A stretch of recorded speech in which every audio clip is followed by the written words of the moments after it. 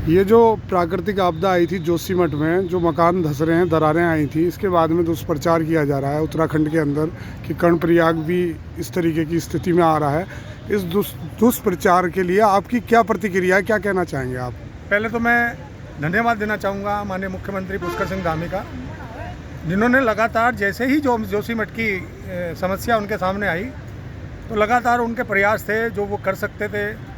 जो वहाँ के घर परिवार हैं उनको सांत्वना देने की बात हो, चाहे आश्वासन देने की बात हो, चाहे फिर आपदा प्रबंधन मंत्रालय की ओर से उनको हर संभव सहायता देने की बात हो, इस ओर सरकार फोकस किए हुए है। केंद्र सरकार इसकी निगरानी कर रही है।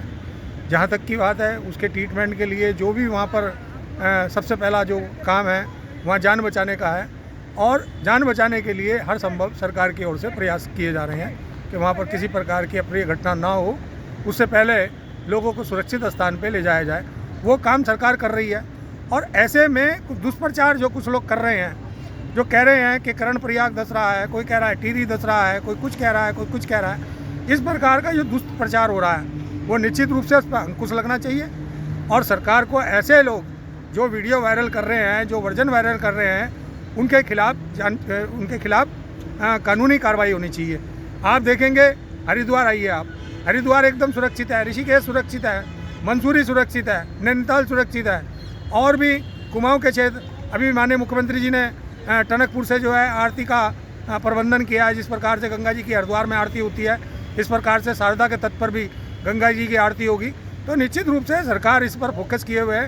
टिहरी में आप देखेंगे राफ्टिंग करने के लिए लोग बाग टिहरी के अंदर जो है बोट का आनंद लेने के लिए जा रहे हैं। तो निश्चित रूप से मैं समझता हूँ कि किसी प्रकार की कोई अप्रिय घटना यहाँ पर नहीं है, ना कोई भूस्खलन है।